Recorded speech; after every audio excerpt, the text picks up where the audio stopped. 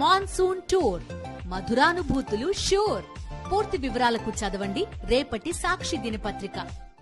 తెగించుంటే తప్ప ఆ దేవుణ్ణి అలా మాట్లాడడానికి నేనైతే చేయలేనబ్బా. నిజాయితీ అంత దేవుణ్ణి విమర్శించడం, దేవుణ్ణి ఒక పొలిటికల్ యాంగిల్లో మనము మాట్లాడాలంటే ఒక ధైర్యం చాలా ఉండాలి, ధైర్యం ఉండాలి. సరే, వాళ్ళ విచక్షణ, వాళ్ళ విజ్ఞత మనం మాట్లాడలేం. కానీ నిజాయితీ చెప్తున్నా,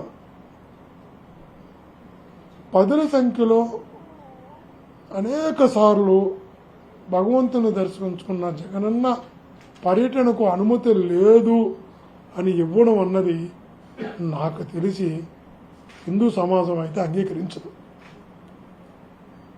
ఎందుకంటే ఈరోజు జగనన్న తన మాటల్లో కూడా చెప్పాడు, హిందూ మతం అంటేనే మానవత్వము అని.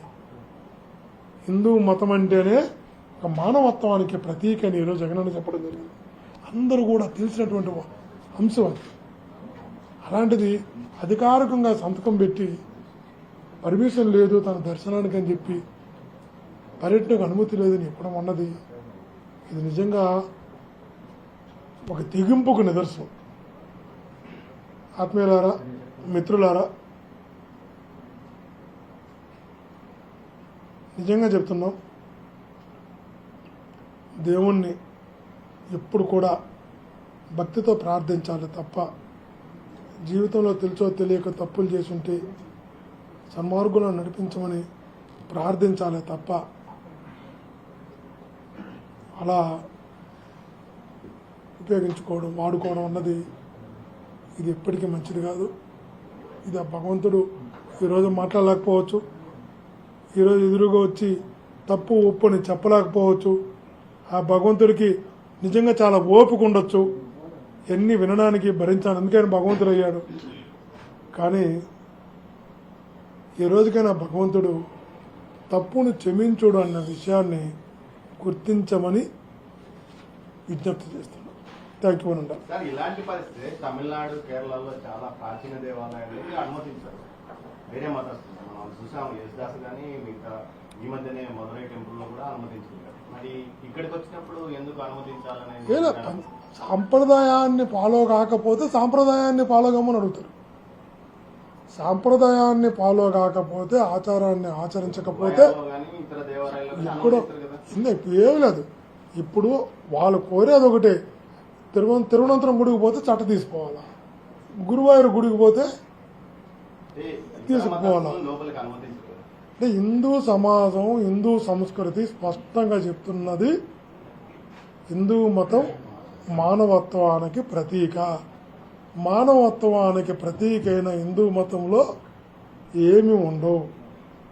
అలా ఎవరైనా అనడం అంటే అతను దోషిగా దేవుడి ముందర ఏదో ఒకరోజు నిలబడతాడు.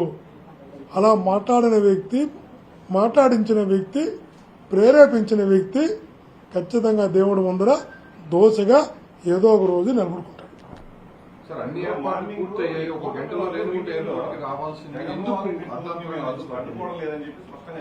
బ్రహ్మాండంగా పక్క రాష్ట్రాల నుంచి కూడా జనాలు తీసుకొచ్చుకుంటే ఇప్పుడు క్లియర్ కట్ రిపోర్ట్ స్పీకర్ అడుగు, పోలీస్ డిపార్ట్మెంట్, ఇంటెలిజెన్స్ డిపార్ట్మెంట్ అడుగు.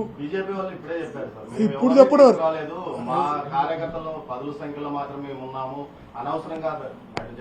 అఫీషియల్ గా పిలిపించారు కదా, ఎక్కడ అడ్డుకుంటామని కూడా చెప్పారు కదా. అలిపిరి దగ్గర అడ్డుకోబోతున్నామని కూడా పిలిపించారు. అడ్డుకోబోతున్న ప్లేస్ కూడా చెప్పారు. అంటే భగవంతుడి దర్శనానికి వెళ్తున్నప్పుడు భక్తిగా ఈ రచ్చ ఏంటి,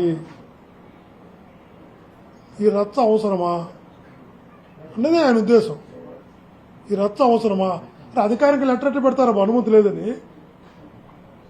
ఒక మాజీ ముఖ్యమంత్రి దర్శనానికి బాగుంటే అనుమతి ఇవ్వకపోవడం మీరెవరు?